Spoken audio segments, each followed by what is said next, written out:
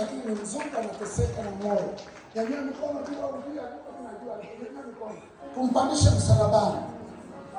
Atafanyiwa operation, pandisha msalabani ili Mungu amrudishe hai tena. Muombe, pandisha msalabani.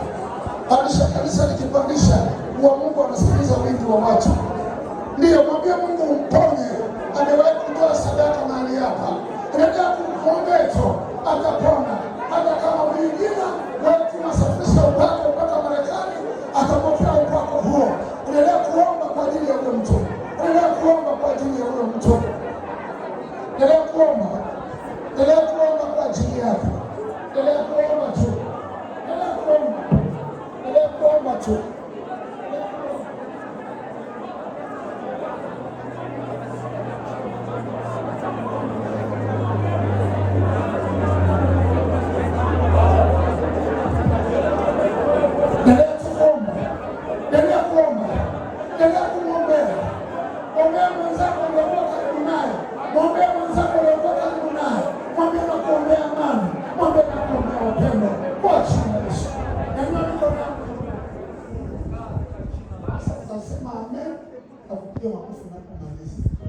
Shukuru tu, nikirudi kwako mambo ya makofi.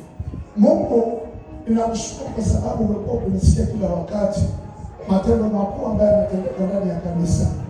Watu hao wamekuwa na nguvu ya kuomba, naomba uwalinde kila mmoja na familia za kwao. Mungu, asante kwa ajili ya wanaume wote ambao wamefika siku ya leo. Ukawabariki hao wanaume, ukawainue zaidi ili wake zao nao wajifurahishe kwao kwa damu ya mwana kondoo. Baba, nawabariki watu wote msalabani waliofika siku ya leo, wakaishi duniani wakiwa na miaka 90 na mbinguni wakaishi milele. Shangilieni Bwana.